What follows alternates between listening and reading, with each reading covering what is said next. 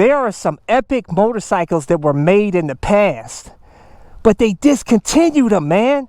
And we need to bring them back. In this video, I'm going to tell you about 5 motorcycles that are epic that they need to bring back. Stay tuned. Let's go for a ride.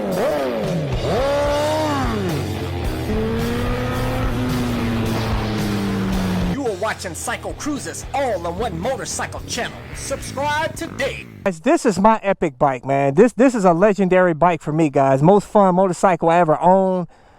2019 YZ450FX that I made custom. Supermoto. I made it street legal, which you can do here in Ohio. Yeah, you hear that brat, brat, brat, baby? Yeah. We out here, baby. Yeah, we are out here.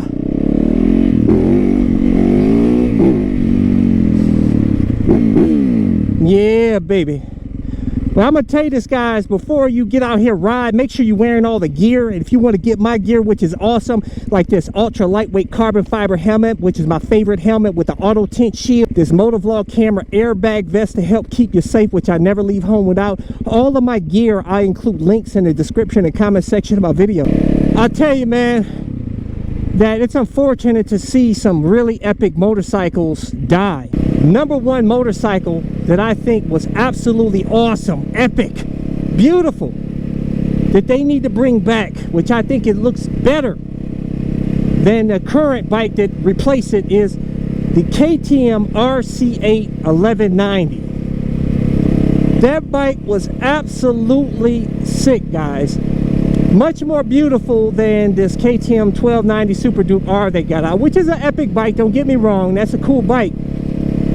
But I think they should have never got rid of the RC8 though, you know what I'm saying? Because one thing I'll tell you, what's awesome about the RC8, which is it's a twin. I love twins, really love twins, because they got a lot of character, like the singles. I like the singles and the twins, man. It's got all that torque and that grunt. I love that. And that bike had that, man. It had 173 horsepower, 94 pounds-feet of torque, weighs I think 410 pounds dry. Awesome bike. And one thing I really liked about that bike, which was rare compared to other super bikes, which I'm not, you know, I'm not really that big on super bikes unless it's for the track. But what made that bike cool and it stood out from all the other super bikes is you could actually adjust the ergonomics on that bike. It had adjustable bars, it had adjustable seat, adjustable clip-ons where you can make it more street friendly. And I thought that was really awesome because you don't see that with super bikes these days, man. And I think they need to bring that bike back, man. What do you guys think? Now for the next bike, I know a lot of you guys are gonna be like, Cycle Cruiser, you be hating on Harley Davidson. So how you gonna talk about a Harley Davidson? You know, I only hate on it because I really don't like the price. They're really expensive bikes for the most part, and I don't really like the dealerships. They always hard sell you and they won't leave you alone. They keep calling you. I did a video on that, go check it out. I'll include the link in this video about my bad Harley Davidson dealership experience where they disrespected me when I walked in the building, man. I gotta ask, how are things on the moon? What's that? How are things on the moon? Oh.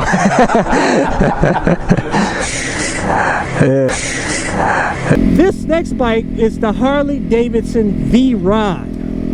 Now, true Harley Davidson enthusiasts do not respect that bike because the engine was partially built by Porsche.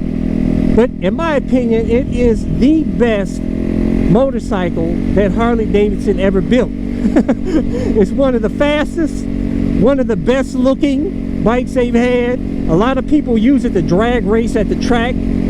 Like I said, you can really mod those things, and those things are blast off the line, man. And they stopped making that bike. That bike went from the year of I think what, 2001 through 2017, and they made the silly decision to get rid of it. And it was actually one of their least expensive bikes, I think, in 2017, and retail for like I think $17,999, where some of the other bikes are a lot more expensive than that, man. So it was a really good deal, and great bike and pretty reliable from what I hear. You know, a lot of you viewers out there own that bike. You're like, Cycle Cruise, dude, you gotta check out the VRod. And I might just do that because I'm actually looking at older bikes now. I'm not really feeling the new bikes now, man. I just don't like the ride-by-wire throttle on these new bikes, man. I like a cable throttle where I have direct connection to the engine. And but anyways, the number 3 bike that I think they should make a comeback is Honda CR500. Big bore 2-stroke, baby. Legendary bike. I think they should bring back the big bore 2-strokes, man. Those bikes are epic. That thing's got like 60 horsepower, 50 pound-feet of torque. I think actually those bikes have a bit more torque than these new 450s do, man. They're wild. They're legendary, man. Too many people can really get everything out of those bikes, man, because they're really powerful. But I think they should bring those back, man. What do you guys think? You know, that'd be cool if they bring back, kind of put it in like a fuel injected like KTM did, where they have that fuel injected 300. I'd love to see a 2-stroke fuel injected 500cc. And by the way, the CR500 was air cooled and super lightweight. It only weighed 238 pounds wet. Another bike that they should bring back is, of course, that goes hand in hand with the CR500, is the KX500. That was a big bore 2-stroke 500cc, man.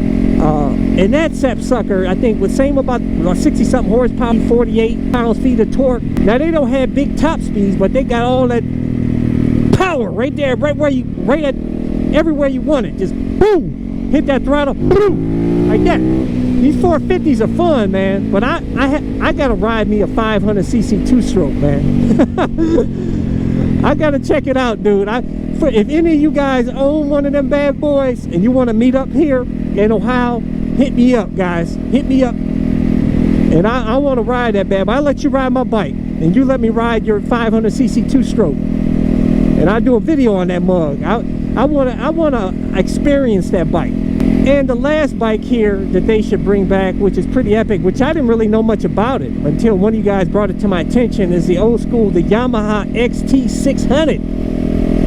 Big bore single cylinder, man. And it didn't have a ton of power like the 2-stroke, but it had like 40-something horsepower, 35 pound-feet of torque on it.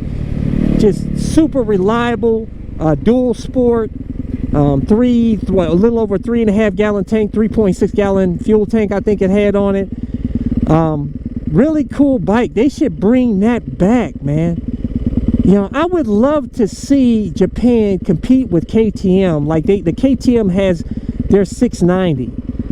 We need Japan to come out with a proper new and improved, you know, some sort of 600cc plus, you know, big bore single cylinder bike.